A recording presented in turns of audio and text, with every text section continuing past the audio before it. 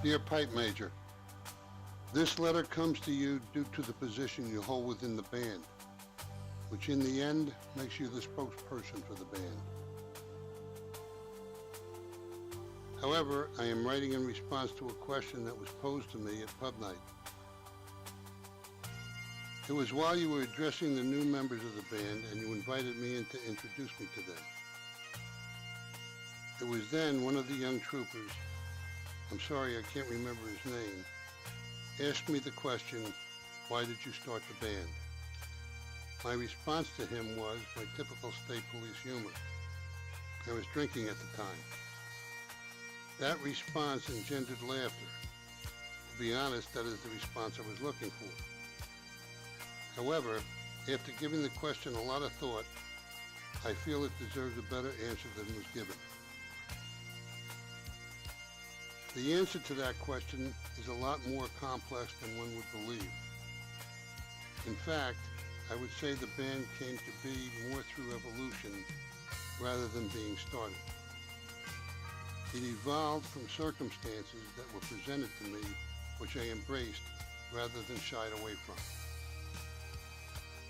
It is true, as stated in the video that was shown on the 25th anniversary of the band, that the band was a dream of mine. However, at the time, it was a dream that I thought would never come to pass. However, that did not deter me from learning how to play the pipes. I wasn't shy about who I played in front of, or who I aggravated while learning how to play. Believe me when I tell you that the abuse and the slurs that were thrown at me due to the lack of shyness was brutal. However, before you know it, I was playing with my first pipe band, Cullen Pipe Band, and it soon became well known that there was a bagpiper in the state police. Well, in Troop B anyway. I know this because it wasn't too long before I was asked to play my first of many retirement dinners, as well as many other functions including funerals. Response to most of the request was yes, especially for the funerals. Pretty soon the request became overwhelming for one man to handle, so I decided to seek help. That help came in February of 1986 in the form of 18 enlisted troopers who informed me that some of them wanted to learn how to play the pipes and some wanted to learn how to play the drums. That constituted a band, leading me to seek permission from Colonel Pagano. That permission was granted. That's how the band came to be. However, all of this has not answered the question yet. I don't know what makes an individual choose what direction he or she is going to go in life. For me, it was at a very early stage of my life that I knew I was going to grow up and become a United States Marine. A decision I have never regretted. It is here that I gained an immense amount of pride knowing I was part of an elite group of warriors. Along with that pride comes courage and commitment to duty, which for me and many others was tested in a place called Vietnam. I was not alone in that place, and I was proud to serve with those men and women who apparently held the same commitment that I did. After leaving the Corps, I would join another elite group of warriors, the New Jersey State Police. Both these organizations are heaped high with honor, devotion to duty, and integrity, to name a few. Both organizations are identified by symbols. One, an eagle, globe, and anchor. The other, a triangular badge. Neither of which are handed to you. Both must be earned, and once they are yours forever. Both organizations also have mottos. One, Semper Fidelis. The other, honor, duty, fidelity. I don't know what Marine said the following, but I agree with it wholeheartedly. Semper Fidelis signifies the dedication individual Marines have to the Corps and country and their fellow Marines. It is a way of life.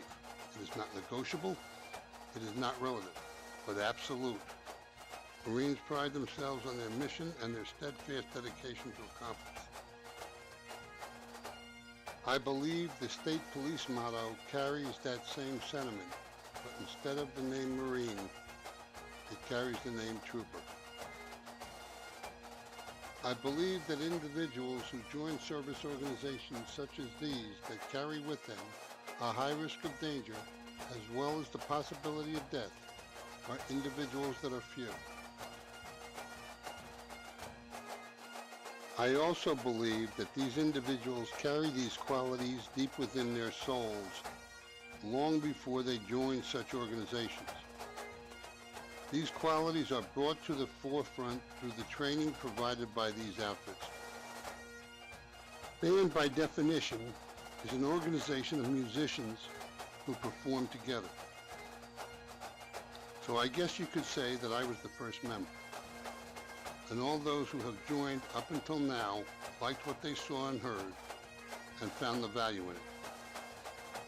Military organizations dating back to ancient times always had some form of musicians, be it drums or horns or pipes, leading them into battle. This is how I view this band, a group of talented musicians leading the troops into battle. Last pub night was the first time that question, why did you start the band, was posed to me. I believe that is the wrong question. Because you see, those 18 troopers who showed up at Totowa headquarters 32 years ago, those troopers who hung in there through those years of adversity, all you troopers who brought this band to the level that it is today, especially when recruitment is limited to enlisted personnel only, makes the existence of this band nothing short of a miracle. So you see, without you, the individual, there is no band. Without like people stepping up to replace you long after you're gone, there is no band. So if anyone in the future who is in or who has intentions of joining this band ever asks me again, why did you start the band? I think I will simply reply, look in the mirror. I know that every time I see you performing at a parade, a party, a graduation, or a funeral, my heart swells with pride. I thank God that He still creates people such as you that carries with them those traits of honor, devotion to duty, and integrity. Young warriors such as yourself and members of this band who decide to join these warrior groups and are willing to bend over and pick up off the ground the gauntlets of those warriors that have come before them. For this, I thank you from the bottom of my heart. Along with this letter comes a little something I had made for the band, the replica of the American flag that signifies police unity. I don't know where you will decide to display it, but wherever you decide, I hope that every member of this band, past, present, and future, can look at it with pride, knowing that they are part of a group of musicians that not only honor, but lead from the front a thin blue line. The first member, Joseph P. Keely, Pipe Major, DSFC, New Jersey State Police, retired.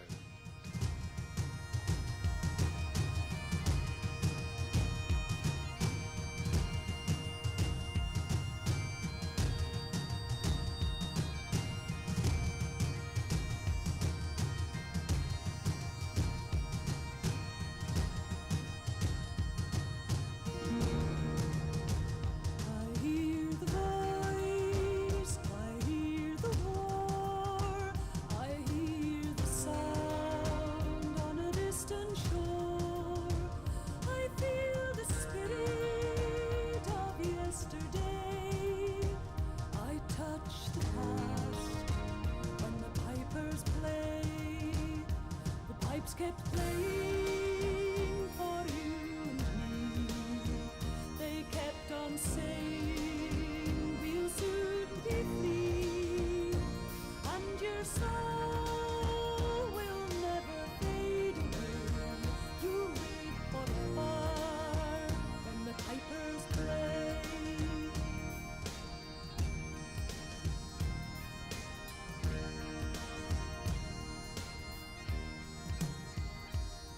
April hears its deadly cry.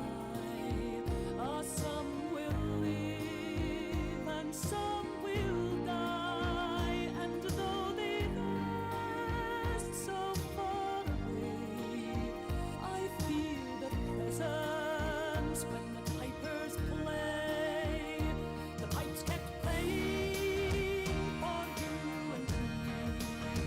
They kept on saying, we'll soon be free, and your soul will never fade away. You'll live forever when the pipers play. It speaks of love